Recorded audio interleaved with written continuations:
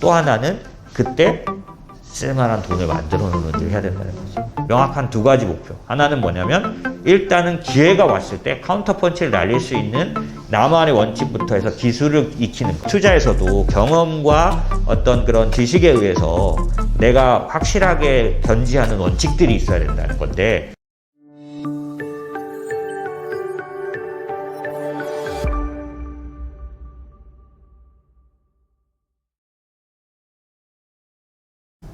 원칙을 배워야 되는 그런 시기들이 있는데, 아까 제가 말씀드린 이런 거예요. 자기가 좀 확실하게 믿고 항상 실행하는 그런 원칙들 있잖아요. 네.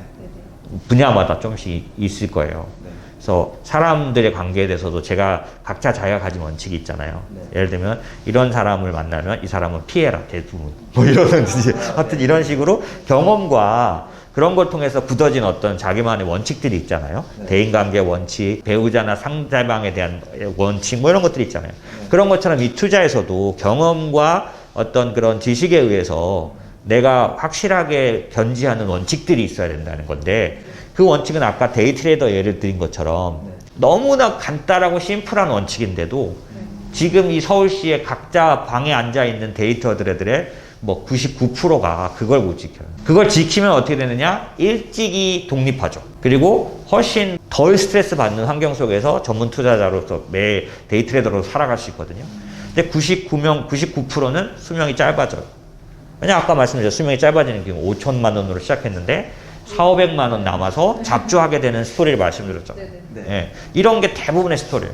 근데 지금 제가 말씀드린 것처럼 그들은 뭐가 없는 거예요? 자기만의 원칙이 없는 거예요. 원칙이 없는 거. 예, 그 원칙은 뭐 워렌 버핏이 말했다고 내 원칙이 되진 않아요. 네. 그럼 내 원칙이 되려면 어떤 게 같이 있어야 될까요?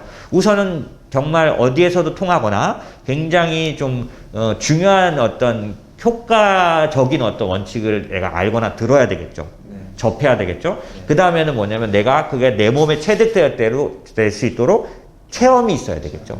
네. 실행해본 경험이 있어야 되겠죠. 네. 그래서 실행 경험 속에서 이게 그렇게 생각처럼 안 돌아갔을 때도 원칙을 지키거나 했을 때 좋은 점을 내가 몸으로 알고 있어야 되죠. 그게 돼야 결국 아주 응급 상황이나 특별한 상황이 왔을 때 내 반응이 자연스럽게 그렇게 나타나게 돼요. 그때는 머리로 하는 게 아닌 때들이 있잖아요. 네. 근데 그걸 저는 원칙이라고 보는 거거든요. 내게 되지 않으면 워렌 버핏의 좋은 말은 그냥 명언일 뿐이에요. 그러면 그런 경험들을 쌓아가는 과정을 가지려면 당연히 지금 말씀드린 것처럼 시장에서 어떤 법칙과 같은 원칙과 같은 얘기들을 접하는 것도 필요하고 공부죠. 또 하나는 그걸 내가 체득할 수 있도록 경험하면서 내 것으로 만드는 과정이 반드시 필요한 거죠. 명확한 두 가지 목표. 하나는 뭐냐면 일단은 기회가 왔을 때 카운터펀치를 날릴 수 있는 나만의 원칙부터 해서 기술을 익히는 거, 지식을 익히는 거, 그런 데다가 3년이 돼도 좋고 5년이 돼도 좋은데, 왜냐하면 진정한 기회가 앞으로 5년 뒤에 올 수도 있고. 그럼 지금 시장은 뭐냐? 지금 시장은 그냥 여러분의 재테크를 알차게 할 수 있고 여러분이 여러 가지 자산을 공부하고 경험할 수 있는 기회의 장인 거죠. 왜냐하면 지금 같은 경우는 업사이드 포텐셜이 있는 장이에요. 근데 시장은 늘 이렇지 않고 다운사이드로 돌아설 때가 있다고요. 이때는 여러분이 마음껏 여러분의 경험을 쌓으면 손실로 돌아오죠. 아, 올라갈 때. 네, 지금같이 업사이드 포텐셜이 있을 때 정말 자산들을 투자해서 경험하는 것들을 쌓으시는 게 필요하고, 떨어지고 있는데 여기서 난 경험을 쌓겠어. 그러면서 내 5천만 원은 어떻게 돼도 나는 경험을 쌓으니까 괜찮아. 그러면 안 되죠. 5천만 원 만드는데 우리가 얼마나 큰 희생을 해야 되는데. 예. 그러니까 그 열심히 일한 피땀 어린 돈을 떨어지는 시장에서 체험으로 내가 저 뭐라 그러죠? 수업료 냈다고 보면 돼. 이거 옳지 않다는 거예요. 수업료는 업사이드 포텐셜이 있을 때, 이때 좀 여러 가지 해보는 게 필요한 거죠. 시장의 사이클과 시장의 어떤 시기를 보는 것, 그러니까 얘기를 나누고 판단하는 건 의미 없는 일이 아니에요. 지금 말씀드린 것처럼 그런 기간 동안 내가 체험하고 경험할 수 있는 데 이제 쏟을 수 있었으면 좋겠고, 아까 말씀드린 첫 번째, 정말 때가 왔을 때 쓸 수 있는 기술과 지식을 갖는 기간, 또 하나는 그때 쓸만한 돈을 만들어 놓는 일을 해야 된다는 거죠. 그러니까 지금 우리는 이 업사이드 포텐셜에서 경험과 이거를 쌓지만 이 경험과 이거를 쌓으면서 돈도 키워야 되는 거예요. 그러니까 돈을 키우면서 그 지식과 경험을 쌓아야 되는 거죠. 근데 경험을 계속 많이 해봐야 되는데 그러면 그 경험 중에서도 실패도 해봐야 경험이잖아요. 그럼 막 레버리지, 인버스 이런 것도 해보는 조금씩은 해봐야 되나요? 그러니까 그 실패라는 게 제 생각 속에는 어떤 거냐면 꼭 내가 돈을 날려야만 실패인 건 아닌 것 같아요. 시뮬레이션이라는 게 있을 수 있잖아요. 네, 그리고 시뮬레이션이 틀렸을 때 오는 대가는 내가 좀 선별해 볼 수 있어요. 무슨 얘기냐면 내 의견이 틀렸어요. 지금 제가 업사이드 포텐셜이 있다 그랬어. 근데 이 의견이 틀렸을 때 오는 대가가 만약에 틀렸을 때 내가 손실로 다가오는 정도는 다 모두가 한정할 수 있고 열어놓을 수 있고 이걸 결정할 수 있다는 거죠. 어떤 걸로? 내가 선택한 상품의 종류가 그걸 말해줘요. 예를 들어서 내가 틀렸을 때 100%까지 손실 날 수 있다. 이 아예 제로가 될 수 있다. 이런 것들은 어떤 거가 있을까요? 아예 그냥 상장 폐지. 그 상장 폐지되면 그냥 제로 휴지되죠. 그쵸? 네. 근데 삼성전자가 상장 폐지될 수 있을까? 아니요. 쉽지는 않을 거 아니에요. 그죠? 그러면 상장 폐지될 수 있는 것들은 대부분 작은 기업들이죠. 네. 그죠? 그럼 내가 시장을 보고 작은 기업을 선택했을 경우 제로까지 갈 수 있잖아요. 이건 내가 선택한 거다. 그럼 나는 시장을 봤어요. 업사이드가 있다고 생각했어요. 그 대신 내가 틀렸을 때 손실률을 생각해서 제한을 걸 수 있잖아요. 그러면 내가 생각한 어떤 투자의 손실률을 제한할 수 있는, 그러니까 손실률을 어느 범위 내로 만들 수 있는 방법이 뭐가 있을까요? 어떤 방법이 있어요?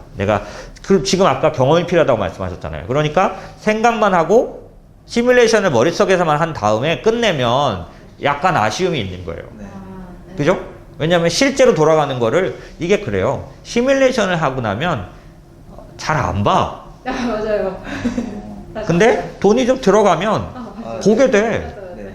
그래서 지켜보는 거야. 이놈이 어디로 해서 이렇게 가는지. 네. 근데 돈을 안 넣었을 경우는 그래서 리서치 애널리스트들 나왔을 때 그 사람들은 자기 돈으로 움직이는 걸 추적하면서 말하는 사람들이 아니에요. 리서치 의견을 말하는 거지. 그래서 그 사람들의 의견은 잘 참고해야 되는 거야. 참고만 해야 되는 거지. 참고만. 예, 그죠? 근데 이제 여러분들 같은 경우 자기 돈이 들어갔는데 그렇게 방관할 수가 없잖아. 잘 가네, 잘 떨어지네, 뭐 이럴 수는 없잖아. 그쵸? 그런 것처럼 기본적으로 내가, 경험을 쌓고 나만의 원칙을 가지려면 투자를 해야 되는 건 맞는데, 네. 투자를 하되 지금 말한 것처럼 그냥, 무모하게, 기분이다! 탁 사버리는 게 아니라, 얘를 샀을 때 내 뜻대로 안 되면 손실이 얼마큼 나는지에 대해서 아는 게 필요하죠. 그럼 지금 여러분에게 말했으니 여러분이 손실의 폭을 제한하는 거에 대해서 되게 잘 모를 수 있다면 여러분은 투자할 때 있어서 리스크와 리턴을 알고 있는 기본이 조금 더 부족한 거예요. 사실은 투자를 할 때는 내가 여기 이런 의사결정을 했을 때 어디까지 나한테 손실이 돌아올 수 있는지를 아는 게 사실 기초예요. 굉장히 중요한 거. 왜냐하면 우리가 뭔가를 의사결정할 때 이게 안 됐을 때 내가 감수해야 될 게 뭔지를 생각 안 하고 결정하는 건 대단히 무모한 짓이죠. 네. 우리가 인생을 살면서.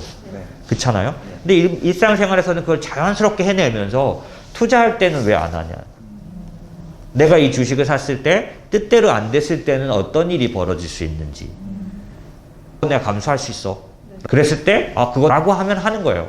네. 근데 이게 어떤 리스크가 오는지도 생각을 안 해봤으니까 갑자기 그게 리스크로 다가오면 멘붕이야. 그러면 생활이 다 흔들려요. 네. 네네. 이게 마음이 가 있어서 직장이고 가 있지만 집중을 못하고 잘하면 사람 관계도 깨지고 네. 이거는 시장이 잘못됐다기보다는 본인이 경솔한 거예요. 네. 준비가 안 되는데 투자한 거예요. 그러니까 지금 말한 것처럼 그런 면에서 보면 이 소양을 기르되 그 소양은 경험과 함께 와야 하고 그 경험은 결코 수업료 냈다고 생각하면 되지 뭐 이런 식으로 생각하면 안 돼요. 왜냐하면 그 수업료 낸 500만 원, 수업료 낸 1000만 원 때문에 우리는 점심에 커피를 안 먹고 살았고 네. 그죠? 맞아요. 우린 그렇게 살아야 500만 원, 1000만 원을 모으는 거거든. 네. 네. 근데 그렇게 모은 돈을 수업료로 이렇게 날려버리기에는 아깝죠. 그건 아깝습니다. 물론 어쩔 수 없는 경우가 다소 있을 수 있지만 그거를 최소한으로 만들어야죠. 네. 네네. 그러려면 뭐가 필요할까? 지금 말씀드린 것처럼 내 투자의 그 손실 폭을 생각해보는 여러분이 제일 대표적으로 고려해야 될 건 뭐냐면 내가 투자하는 자산에다가 내가 투자하는 대상에다가 어떤 프로텍션 장치를 걸 수 있느냐라고 봤을 때 만약에 큰 틀로 말하면 주식과 채권의 비율로서 이런 것들을 한다. 근데 이건 되게 이론적인 얘기예요. 왜냐하면 주식이 올라가고 있는 장에서 내 것만 떨어지는 일이 많아. 이 채권을 가져간다는 건 주식이 내려가는 장이 왔을 때 채권이 값을 하라는 거거든. 근데 주식과 채권을 만들어 놨는데 이 주식이 막 마이너스가 엄청나게 막 나 있는데 채권도 안 올라. 왜? 주식이 오르는 장이고 주식 좋은 장인데 내 것만 그런 경우는 이게 제한폭을 못 만들잖아.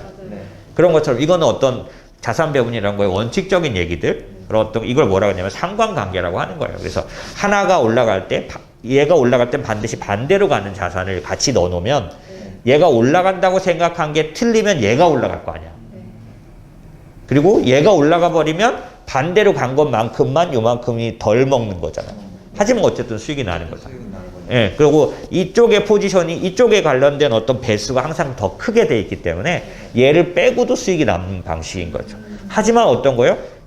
틀렸을 때 요만큼 보존이 되잖아. 네. 그죠? 그러면 얘 전체 손실이 아니라 반을 내가 손실폭으로 생각해서 그 정도면 내가 감당할 수 있다. 네. 그런 경우는 할 수 있는 거잖아요. 그러니까 그런 식의 생각들이 필요한 거죠. 이제 그런 게 이 개념의 시작이고요. 여러분에게 현실적으로 권유드릴 수 있는 건 이런 거예요. 묶음으로 사는 거. 네. 개별 하나를 사지 않고 내가 생각하는 시장 방향에 맞는 기업들을 좋은 아주 큰 기업부터 작은 기업들을 한꺼번에 사는 방법만을 나는 고수하는 거. 그러면 어떤 결과가 오냐면 내가 생각한 대로 업사이드 포텐셜이 없어서 얘가 오르질 않아요. 네. 예. 그런데 제로가 되는 일도 없죠. 거기서 손실의 폭은 ETF를 사서 ETF가 50%씩 단기간에 빠지는 일은 어떤 경우에 있냐면 정말 많이 올랐을 때 들어가는, 이건 잘못된 건 아니에요. 네. 언제나 타이밍을 잘 못 맞출 수는 없으니까 제가 좀 이따가 되게 많이 올랐을 때 들어갔어도 이제 수익이 날 수 있다라는 그런 또 투자가 있어서, 그런데 이제 지금 말씀드린 건 타이밍을 못 맞췄을 때 그 손실의 폭이 웬만한 ETF들은 그 변동성, 그 우리는 MDD라고 하는데 그 MDD의 폭이 20%대에서 한 30%대, 맥시멈 30% 안에 있는 거죠. 네. 그러니까 여러분이 ETF로 투자를 하면 최대 손실률 30% 정도까지 볼 수 있는 거예요. 왜냐하면 이 안에 자산은 제로가 되는 자산들은 없고, 왜냐하면 ETF는 어떤 거냐면 어떤 데서 선별한 기업들이거든. 네. 그 다음에 어떤 사업에서 의미가 있는 기업들로 한 거거든. 그러면 지금 제가 말씀드린 것처럼 모두가 다 꼬였어. 모든 내 상상이, 내 모든 예상이 다 깨져버렸어. 그랬을 때 최대 30% 손실이 날 수 있는데, 더군다나 만약에 얘를 보유했을 때는 그 손실이 줄어들 수 있는 걸 가져갈 수 있는 이유가 그 안에서 있는 20개에 투자한 ETF다. 20종목이 들어간 ETF예요. 그러면 20종목들이 전부 다 우량주는 아닐지 몰라도 주식에서 여러분들이 공부하면서 알아야 될 게 있는데, 내가 산 10개가 다 올라서 수익이 되는 게 아니에요. 투자는. 어떤 때는 그 중에 3개가 대박 오르고 7개가 빠져도 전체적으로 내가 수익이 높을 수도 있어요. 그래서 제가 항상 말하면 주식은 승률 게임이 아니에요. 8개, 내가 산 10개 중에 8개가 오르면 이기는 게임이 아니에요. 심각하게는 10개 중에 하나만 올라도 얘가 워낙 1000%가 나버리면, 가상적이지만 이해하실 수는 있잖아요. 네. 그러니까 우리가 해야 될 일이 뭐냐? 내가 산 10개 중에 최소 하나라도 건지는. 올라야 돼. 그죠? 그리고 될 수 있으면 걔가 세게 올라주면 다 메꾸고도 될 수 있잖아. 네. 결국 그러니까 그 10개라는 종목폭을 만드는 방법 자체가 무슨 얘기냐면 위험을 줄이는 방법인 거죠. 아까 하나만 선택했을 때는 100% 손실이 날 수 있지만 20개를 선택하면, 우리 쪽에서 볼 때 마코비치의 포트폴리오 이론이랑 뭐 그 다음에 발달된 뭐 존버 같은 그런 이론들에 의하면 최적의 포트폴리오 개수를 30개로 봐요.